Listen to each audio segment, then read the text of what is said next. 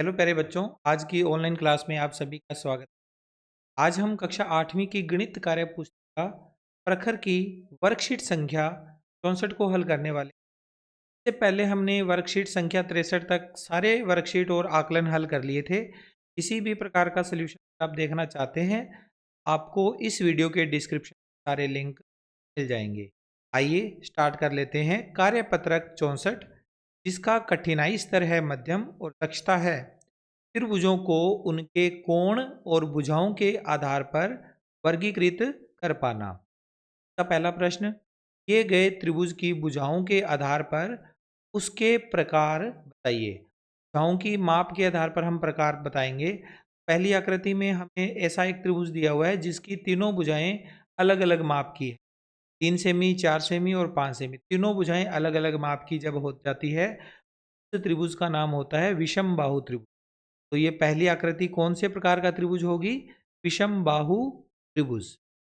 विषम बाहु त्रिभुज ऐसी त्रिभुज जिसकी तीनों भुजाएं अलग अलग माप की होती है, विषम बाहु त्रिभुज कहलाता है। दूसरी आकृति को अगर आप देखोगे तो दो भुजाएं एक जैसी है, 5 सेमी और 5 सेमी की। तीसरी भुजा अलग माप की है। केवल दो भुजाएं समान है, तीसरी भुजा अलग है। इस त्रिभुज का नाम होगा समद्विबाहु त्रिभुज। त्रिभुज समद्विबाहु त्रिभुज ऐसा त्रिभुज जिसकी दो भुजाएं समान हो और तीसरी भुजा अलग माप की हो तो बोलते हैं समद्विबाहु त्रिभुज। तीसरी आकृति में तीनों भुजाएं सेंटीमीटर की है, एक समान है सभी भुजाएं। इस त्रिभुज का नाम होगा समबाहु त्रिभुज। ऐसा त्रिभुज जिसकी सभी भुजाएं यानी तीनों ही भुजाएं एक जैसी हो, एक जैसी से समबाहु त्रिभुज कहा जाता है। अब इसका दूसरा प्रश्न, प्रश्न में हमसे पूछा गया है, दिए गए त्रिभुजों के प्रत्येक कोण की माप लिखकर उन्हें कोणों के आधार पर वर्गीकृत कीजिए। पहले हमने कोणों की माप लिखनी है, फिर उसके आधार पर इनका वर्गीकरण भी करना है। कोण के आधार पर इसका नामकरण करना है। उसका क्या नाम होगा कोण के आधार पर? इस वाली आकृति में तो पहला कोण, अगर कोण को देखोगे चांदे की सहायता से आप इनको मापोगे, पहला कोण 90 डिग्री का आएगा, 90 डिग्री का। फिर अगर हम इस कोण को मापेंगे, ये कोण हमारा आएगा 40 डिग्री। चांदे से माप के देख लेना, ये मान में अंतर आ सकता है। मैं लगभग अंदाजे से ये मान लिख रहा हूँ। ये 40 डिग्री का हो गया और ये वाला कोण होगा 50 डिग्री। तीनों कोणों की माप देख ली हमने, एक 90 डिग्री है, दूसरा 40 डिग्री है और तीसरा कोण 50 डिग्री। कोणों के आधार पर वर्गीकरण करते समय इसके 3 प्रकार बताए गए थे। ऐसा त्रिभुज जिसका एक कोण 90 डिग्री का हो, यानी समकोण हो। 90 डिग्री के कोण को क्या कहते हैं? समकोण। ऐसा त्रिभुज का एक कोण समकोण हो तो उस त्रिभुज का नाम क्या हो जाएगा? समकोण त्रिभुज। क्या बोलेंगे? समकोण त्रिभुज। पहली आकृति समकोण त्रिभुज की, ठीक है। उसके बाद दूसरी आकृति, पहली आकृति में देखो, ये वाला कोण सबसे पहले मापेंगे चांदे की सहायता से।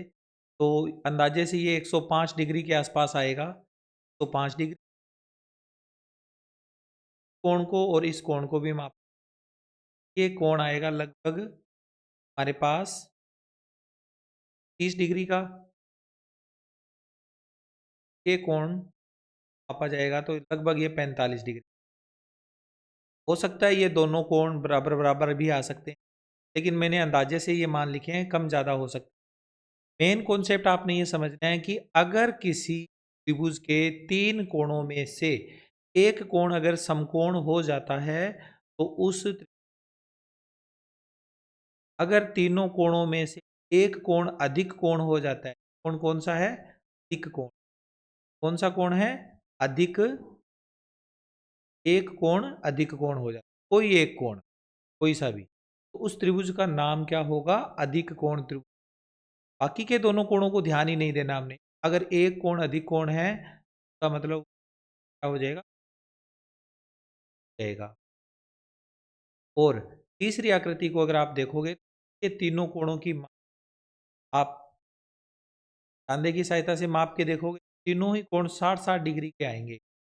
कोण कितने डिग्री के आएंगे 60 डिग्री। ठीक है, ये तीनों कोण, ये भी 60 डिग्री का अंदाजा, ये 60 का है और ये 60 डिग्री के कोण है। तीनों ही कोण कैसे हैं? न्यून कोण है। ये भी न्यून कोण है, ये भी न्यून कोण है, ये भी 90 डिग्री से छोटे कोण को न्यून कहा जाता है। तीनों ही कोण अगर न्यून कोण हो जाए त्रिभुज को क्या बोलेंगे? का नाम का न्यून कोण त्रिभुज। कोण त्रिभुज की परिभाषा, ऐसा त्रिभुज जिसके तीनों कोण न्यून कोण होते हैं उसे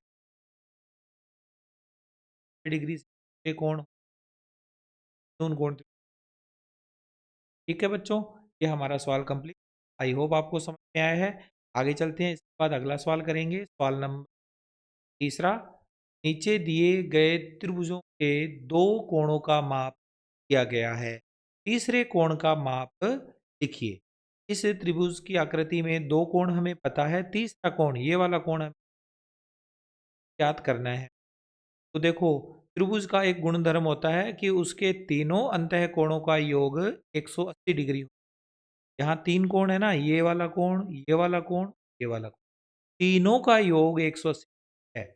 अगर हमें दो कोण दे रखे हैं, पहले आप इन दोनों का योग करोगे, 90 डिग्री 60 डिग्री, और 60 150, 150 डिग्री, 150 डिग्री इन दोनों का योग है, तो 180 डिग्री करना है तो 30 डिग्री आएगा। यहाँ पर 30 डिग्री आएगा, तभी ये 180 कोण की माप 30 डिग्री।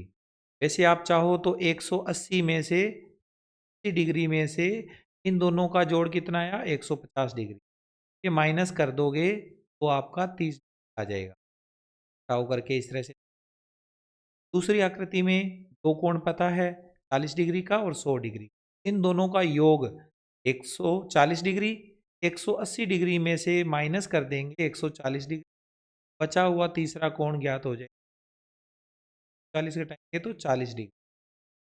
आकृति का तीसरा कोण, ई कोण कितना आया? 40 डिग्री। वाली आकृति में देखो, एक कोण 60 डिग्री का है, दूसरा 45 का है। दोनों का योग 60 और 45 105। कोण को ज्ञात करना है, 80 डिग्री से माइनस करेंगे हम 105 डिग्री को, जाएगा हमारे पास 75 के कोण की आ जाएगी। ठीक है बच्चों, सवाल भी कंप्लीट हो गया। आगे सवाल नंबर का, एक समबाहु त्रिभुज बनाइए जिसकी भुजा की लंबाई 6 सेमी है।